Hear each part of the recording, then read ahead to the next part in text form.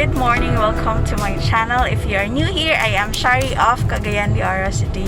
And for today's video, we are going to CDO Hotel because I'm going to pick up yung teddy bear na napanalunan ko nung nanood ako ng live streaming ng CDO Hotel and the Explorers channel.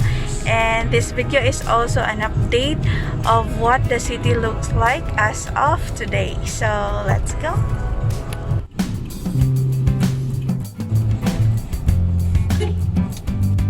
So guys, for almost 4 months, this will be our first time to go inside a hotel or a facility. So let's see kung ano yung new normal nila.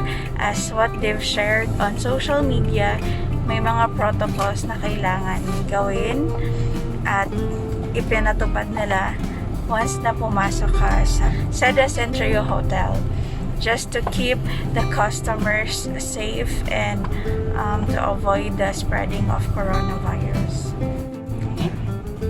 Yun guys, umikot kami dito sa Corrales Street kasi nga close yung parking space doon. And eto update, sobrang dami ng sasakyan sa may gilid. Ayan. We're almost there. So guys, dito pala yung open na entrance for the parking area. So yung kabila, yung sa may graphics banda, I think that's Osmeña Street. It's closed. So dito yung open, dito sa may Corrales Street.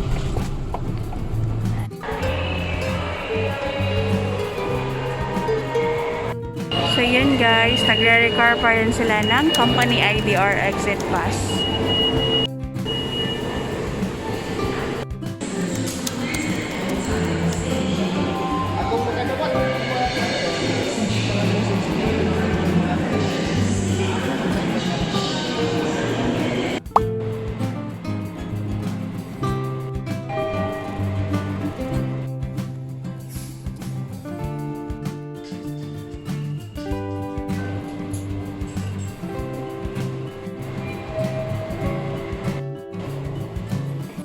Pabalik namin sa parking area and ika namin sa CDO. Later ipapakita ko kung ano yung binigay nila. Atong abarihan.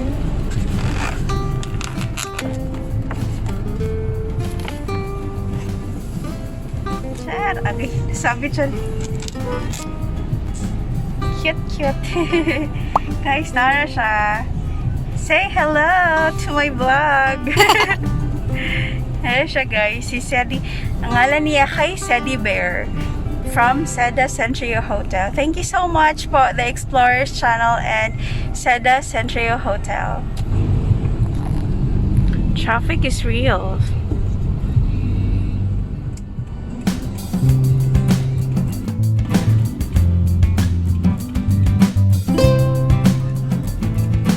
Another new normal po ay sa elevator. Pag sa SM po kayo, 3 lang po yung allowed na nasa loob, pang-4 po yung operator. And sa CDO naman po, 4. Kasi wala, as of now, wala akong nakitang operator sa elevator. So, 4 yung allowed sa elevator. So, di ba dati, punuan po. So, saka lang may bumababa pag tumutunog na yung indicator sa elevators ng hotel. So, yun yung additional new normal. We're at Langkatkay and marami na pong tao din.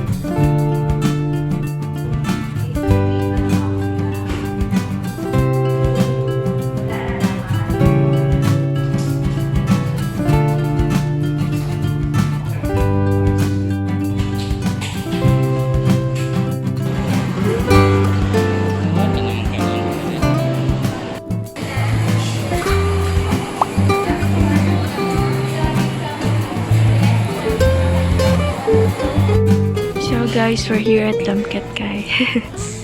Kakain tayo. And sobrang tahimik pa guys. Kasi close yung ibang shop. Tapos walang masyadong dine-in kasi social distancing. And madilim siya guys. Let's eat.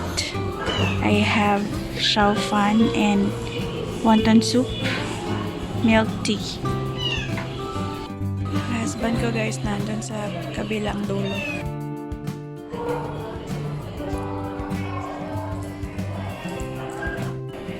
Hello, Mimil.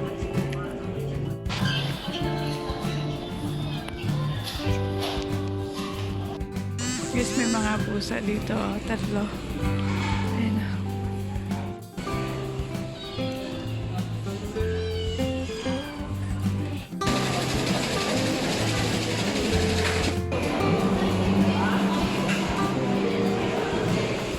Pauli na mi karon sa amang balay and we just had groceries from the Mikatkay, and so added to the new normal guys, yung mga remittance center, yung mga pawn shop like mga Palawan, M. Luwalier, Cebuana Luwalier guys, yung mga ganon.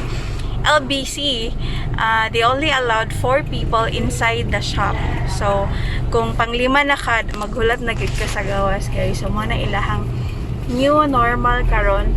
Ug sa mga mall pod guys, gamay ra nga mga restaurant or mga fast food chain ang gaalaw og dine-in. So usually take out sila.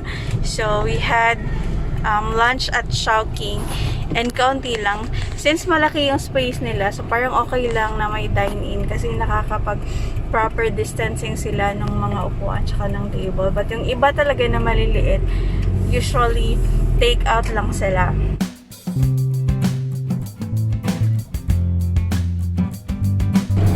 So, yun guys, yung sa mga building po, pag pumasok po kayo, may mga forms sila na kailangan mong fill upan na nagtatanong ng kung nag-travel ka ba, if you are experiencing sore throat, cough, fever, colds, ganon.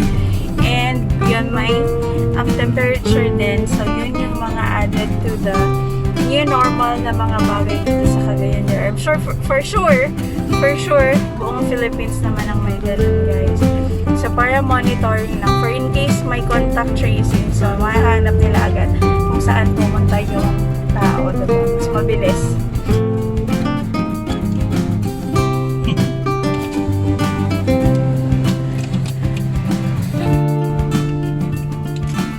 So guys, that's all for today's video. Thank you so much for watching, and please don't forget to hit the subscribe button and the bell button if you haven't, and I hope to see you on the next video. Thank you so much. God bless everyone.